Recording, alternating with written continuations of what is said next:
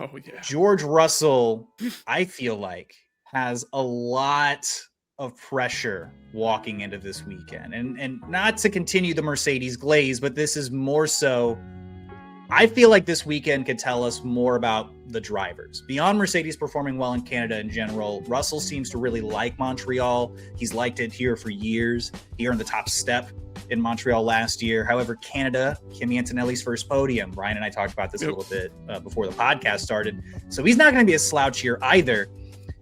I'm going to start with Kevin here. How crucial is this weekend, in particular, for George Russell's championship bid? It's pretty important. It's pretty essential. It's kind of looking like Kimi Antonelli is the brainchild of Toto Wolff, and he's panning out to be exactly what Tristan Ryan's dreamed of a couple of years ago, that he would join the Silver Arrows. This is kind of to a T what we all expected Kimi Antonelli to be. Not often does that happen. These guys that we put high ratings on, that we expect so much from, he got put in the perfect situation and he's excelling at high speeds. You know, he had a rough middle of the year last year, but Kimi Antonelli, he looks like a different driver. Like, he doesn't look as young as he is. He doesn't look like a young Italian boy when he's driving the car. He drives like a real veteran. And George, and I know Tristan's going to get pissed about this, George is not that kind of guy to be aggressive.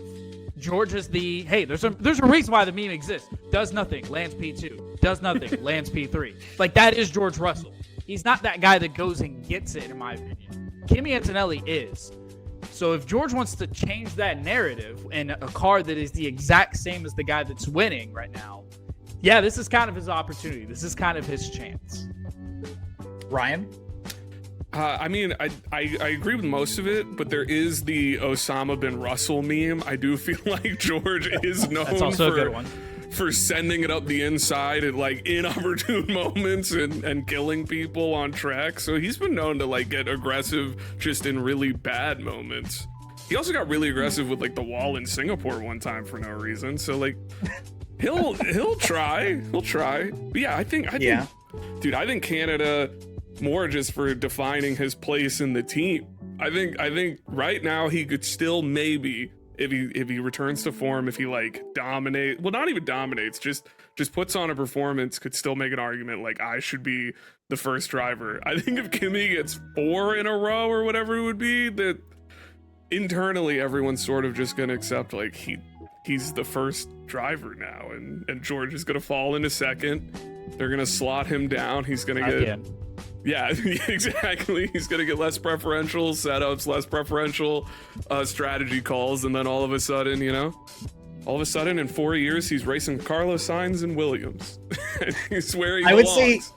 I would say things are still pretty even at this moment, but you brought up a good point. Like, if Antonelli can turn it into 4 in a row, like, this really starts to swing the dynamic. Yeah. I wonder how long it takes where Antonelli kind of becomes the guy at Mercedes for George to start becoming that human torpedo, to start being toxic, to start really trying to pushing the envelope there. Like, do we think because he didn't have to do it with Lewis. Like, there was very clearly like a 1 and 2 vibe there. Like, George was being primed to be the next guy. Like, I don't think he expected the child to become this good this quickly. That's true. And now it's like, it's really serious. This weekend in particular, in my eyes, if Antonelli makes it 4 in a row, in what I feel is like a George Russell home turf in a sense, this could be a sign that European third of the season might not be as perilous as it was a year ago. Mercedes as a whole struggled in Europe last year. There were moments, of course, where it was Kimi, and there were other moments that were the team. Kimi's still probably have moments, but man, I just think this weekend's going to really tell us how much up to task Russell's going to be to really take this championship fight to the 19-year-old, or how ready Antonelli is to keep Russell at bay. Because on the other, like, on one side, we're all like kind of like surprised it's gone this way for Kimi, like how well it's gone and continued to go. But I think on the other side of this coin is like, man, like, George is really getting taken to task by this kid. So I'm curious to see how this weekend shakes out. I'm really curious to see like how this weekend shakes out. Kimi certainly has the confidence right now. I think that George needs this in the worst way. And narratively, I think that we as commentators and fans need this in the worst way. I think that we need to see a George Russell put the team on your back, so to speak, performance of, yo, I'm still that guy, and remind everybody how good he is. Because last year I thought he was the second best driver. This year I still feel like he's good. He's just had a couple of moments of unluckiness, like in China's quali. Thank you, Ryan. But we'll see. I mean, Ryan, your thoughts? Go ahead. The new problem, and we haven't mentioned it, is Max seems to be like coming back. They seem to have gone like, oh no, we made a car that both Red Bulls could drive. And so they like took Isaac Hadjar and they threw him in the trash and they made the Red Bull fast for Max again. So like if Max keeps showing up at the front again, now you have to deal with like the Dutchman who's going to spin and then start killing everybody on the lap when he starts trying to get back up to the front. If anything, it's going to make McLaren and Ferrari that much more nervous. Because if you have a rabid Max Verstappen hanging around the podium places every race, like that's going to really puts a huge wrench. Who's just slow enough to make sure nor McLaren or Mercedes doesn't get by him to pass the other driver in front. Yeah. Miss out on a podium. Yeah, that's Max Verstappen for you. So if George doesn't show up in qualifying and he doesn't out-qualify Max, he knows that now he has to get around like kind of his nemesis to be like the guy who's trying to take his job.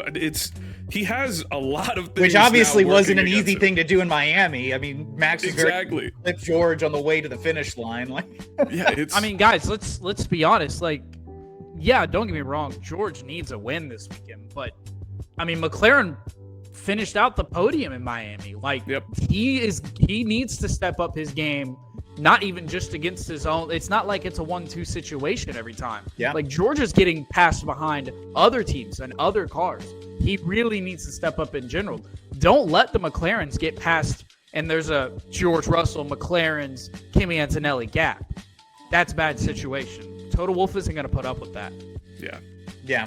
I mean, it's certainly going to make things tough. But I want to know what the TLPs think. Let us know down in the comments. Like, how badly do you guys think that George Russell needs this weekend? I think we all kind of unanimously agree that this is going to be a pretty important one.